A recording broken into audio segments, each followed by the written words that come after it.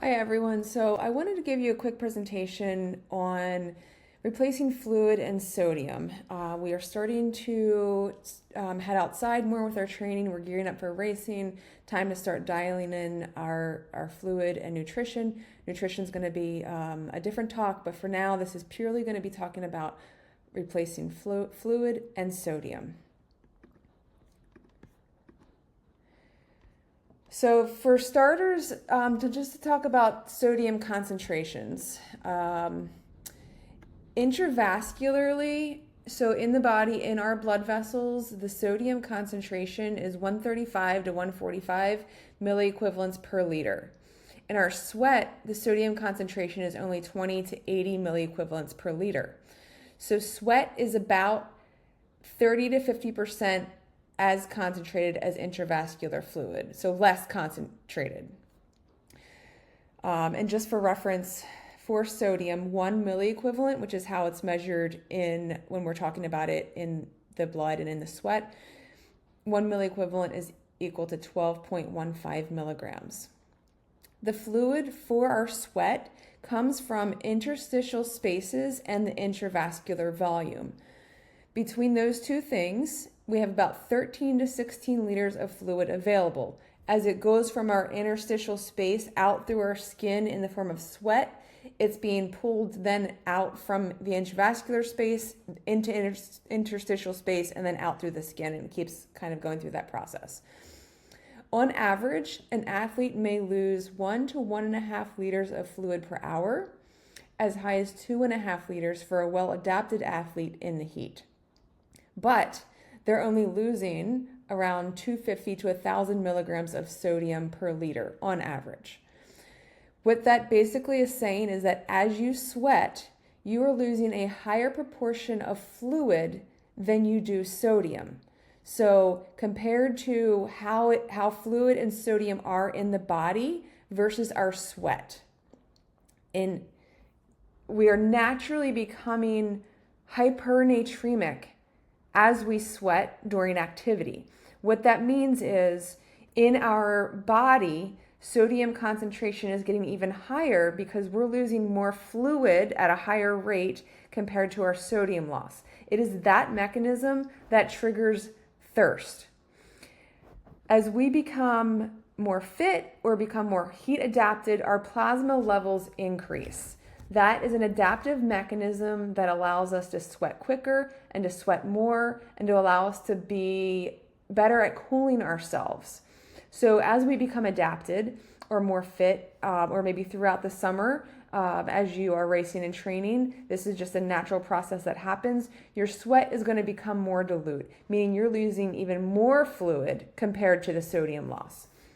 So due to this unequal rate, we can't just replace the same amount of sodium that we have in our sweat per hour unless we are also replacing the exact same amount of fluid loss as well.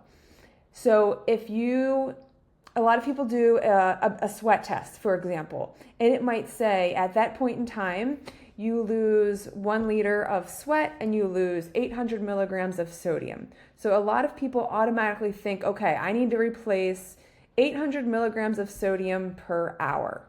And by the time they get halfway through an Ironman, they're in severe GI distress because they're also not matching the fluid replacement along with that 800 of sodium. They get backed up. Sometimes, the belly gets full. Maybe you only take in half a liter of fluid over the course of an hour, but you pop that extra sodium. Well, now you're just worsening that hypernatremia intravascularly, and it's going to make you really sick. So we have to be very careful with how we replace sodium compared to the fluid.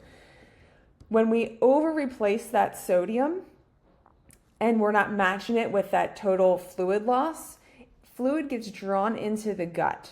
It's trying to dilute out the sodium that you're putting in the gut. It doesn't want it to come into the body because it doesn't need it. So that's only going to further increase our dehydration as fluid comes into the gut. Now, with this swelling of the gut, we have decreased calorie absorption, we get bloating, we get pain, we get GI distress.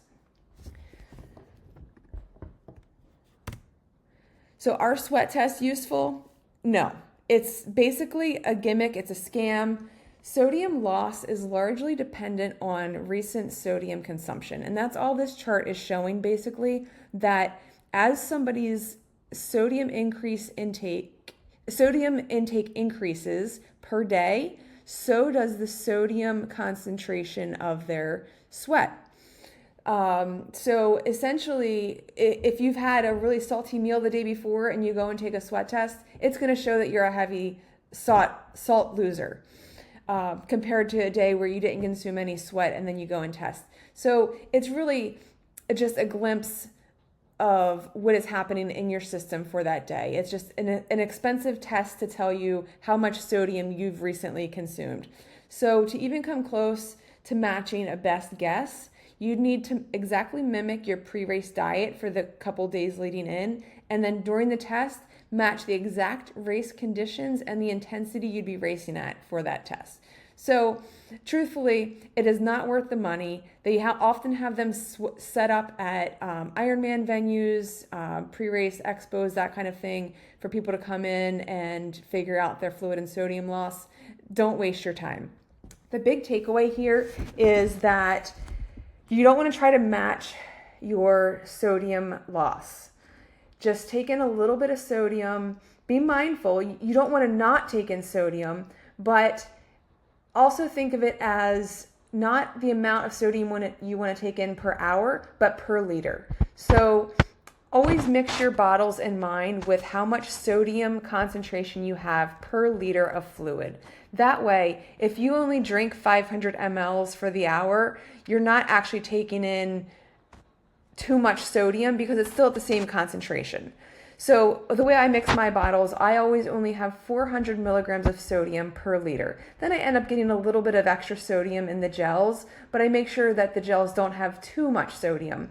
The focus that you really should have with training, especially in the heat, is fluid intake. Try to match fluid loss to the best of your ability, and be mindful of sodium without going overboard, and you'll be fine. So since I've decreased the amount of sodium I take in per hour, the big thing used to be popping some extra sodium tabs or just kind of holding them in your mouth, just to kind of keep your mouth busy and off the idea that you're biking for 6 hours or whatever your event is that you're out there doing.